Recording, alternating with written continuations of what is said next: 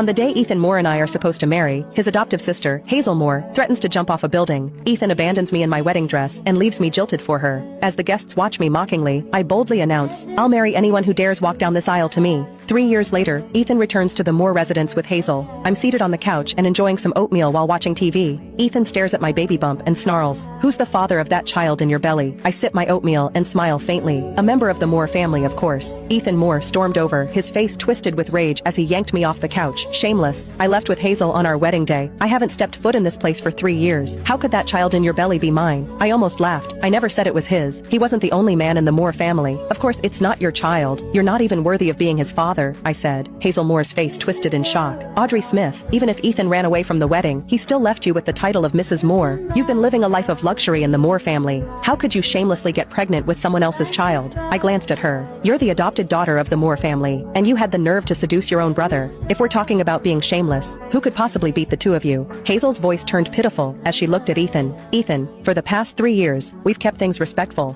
Yet, she's carrying someone else's child and cheated on you. The moment he heard her words, Ethan's fury exploded. He raised his hand and slapped me hard across the face. "You filthy woman! You get knocked up by someone else and still dare to drag me and Hazel into it? Get out now!" he shouted. The sharp pain bloomed across my cheek. My head went blank for a second from the force of the slap. Ethan ran off with Hazel 3 years ago, leaving me alone to face all the whispers and laughter at our wedding. Driven by rage, I called for a groom on the spot. It was his uncle, Jeremiah Moore, who stepped up and married me that same day. In Beaverton City, Jeremiah was known as the Frost King. Everyone has treated me with the utmost respect ever since I married him. After I got pregnant, he spoiled me even more. He wouldn't let a strand of my hair be harmed. Blood would have been spilled if he had known what Ethan had just done. To avoid a full-blown family tragedy and for the sake of the child in my belly, I said coldly, "If you both leave now, I'll pretend this never happened." However, they didn't appreciate the offer. Hazel lunged forward and yanked my hair. "Ethan, this woman is scared. She wants us to leave now so she can use that child to take everything from the Moores." Ethan snapped. "So that's what this is about. Well, I'm not letting it happen." I twisted away from Hazel's grip and said coldly, "David disowned you the day you two ran off. You had nothing to do with this family from that moment on." Hazel let out a scoff. "That was just Grandpa venting. Ethan's the only grandson of the Moore family. Do you really think he's going to stay disowned forever?"